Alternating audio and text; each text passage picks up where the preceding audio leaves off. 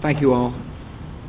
I just had a very constructive and important meeting with the leadership and the Republican members of the United States House of Representatives, and I want to thank you all for coming down. And thank you for your leadership.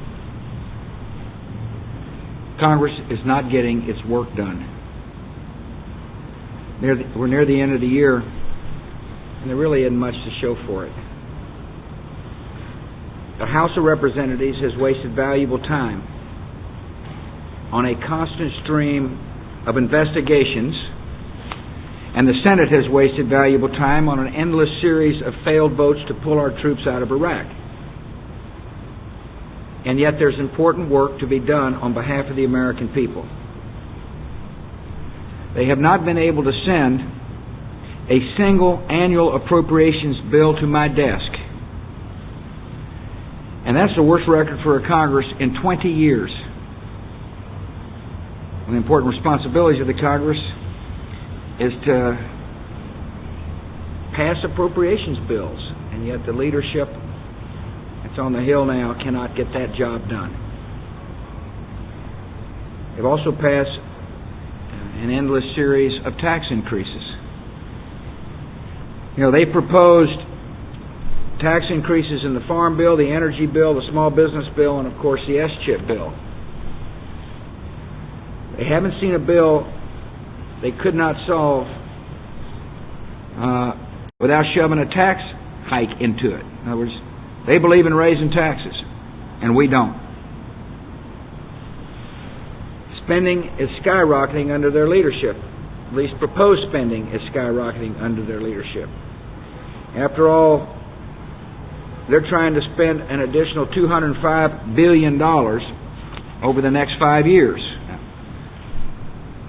Some have said, well, that doesn't matter much. It's not that much money. Well, $205 billion over the next 5 years in the real world amounts to this: 4.7 million per hour, every hour,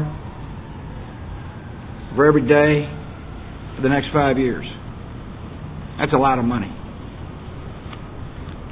And that doesn't even include spending that would actually pay for 2 million people to move from private health insurance to an inefficient, lower quality government program. Despite knowing it does not have a chance of becoming law, the Senate will now take up the second S-chip bill the House passed last week. I believe the Senate is wasting valuable time. This bill remarkably manages to spend more money over 5 years than the first bill did. After going alone and going nowhere, Congress should instead work with the administration on a bill that puts poor children first. A bill that will take care of the poor children that the initial bill said we got to do. A bill that would stop diverting money to adults. You realize some major states in the United States spend more money on adults than they do on children. We want a bill that enrolls the more than 500,000 poor children currently eligible for the program who are not a part of the program.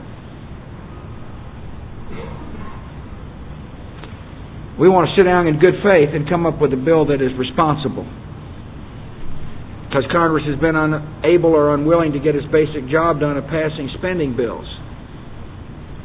There are now reports that congressional leaders may be considering combining the Veterans and Department of Defense appropriations bills and then add a bloated labor, health, and education spending bill to both of them.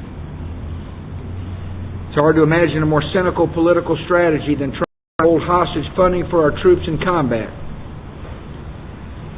and our wounded warriors in order to extract $11 billion in additional social spending. I hope media reports about such a strategy are wrong. I really do. If they're not, the reports of this strategy are true, I will veto such a 3-bill pileup. Congress should pass each bill one at a time in a fiscally responsible manner that reflects agreement between the legislative branch and the executive branch.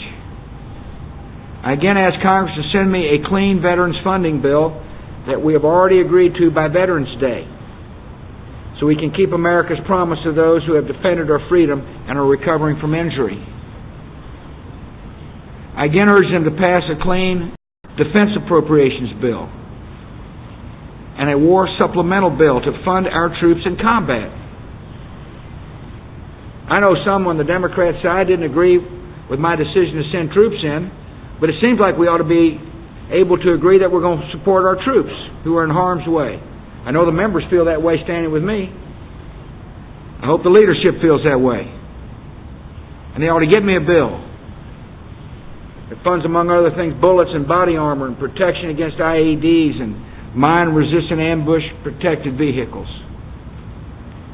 It would be irresponsible to not give our troops the resources they need to get their job done because Congress was unable to get its job done. Again, I want to thank the members here. I appreciate us working together for the good of the United States of America. God bless.